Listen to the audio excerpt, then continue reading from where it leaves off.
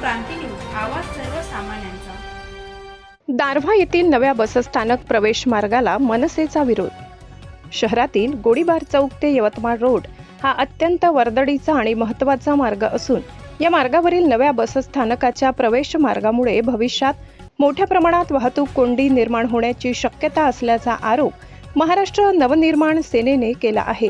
या संदर्भात मनसेचे दारव्हा तालुका अध्यक्ष लाला पांडे यांनी सार्वजनिक बांधकाम विभागाच्या उपअभियंत्यांना निवेदन देऊन संबंधित प्रवेशमार्ग तात्काळ बंद करण्याची मागणी केली आहे। निवेदनात म्हटले आहे की गोळीबार चौक हा शहरातील प्रमुख चौक असून बसस्थानक परिसरात नेहमीच मोठ्या प्रमाणात वाहतूक सुरू असते। सध्या नवीन बसस्थानकाचे काम सुरू असताना शिल्पा ड्रेसेस दुकान या मार्गाला मनसेचा विरोध होतोय। समोरील बसस्थानकात बस प्रवेशासाठी नवीन मार्ग तयार करण्यात आलाय। या मार्गामुळे दोन्ही बाजूंनी मोठ्या प्रमाणात वाहनांची गर्दी होत असून नागरिक, दुकानदार, व्यापारी, शालेय विद्यार्थी आणि मोठ्या वाहनांना सतत अडचणींचा सामना करावा लागत आहे। मनसेने असा इशारा दिला आहे की हा प्रवेश मार्ग भविष्यात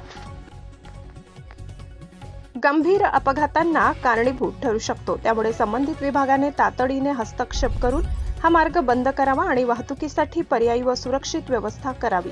तसेच शहराच्या मुख्य वस्तीतील विकास आणि भविष्यातील अपघात टाळण्यासाठी योग्य निर्णय घेण्याची मागणी निवेदनातून करण्यात आली आहे। महाराष्ट्र क्रांती न्यूजसाठी यवतमाळ तालुका प्रतिनिधी प्रमोद मेटांगे। अशाच नवनवीन बातम्या पाहण्यासाठी आमच्या महाराष्ट्र क्रांती न्यूज या YouTube चॅनलला लाईक करा, सबस्क्राईब करा आणि बेल आयकॉनला प्रेस करा।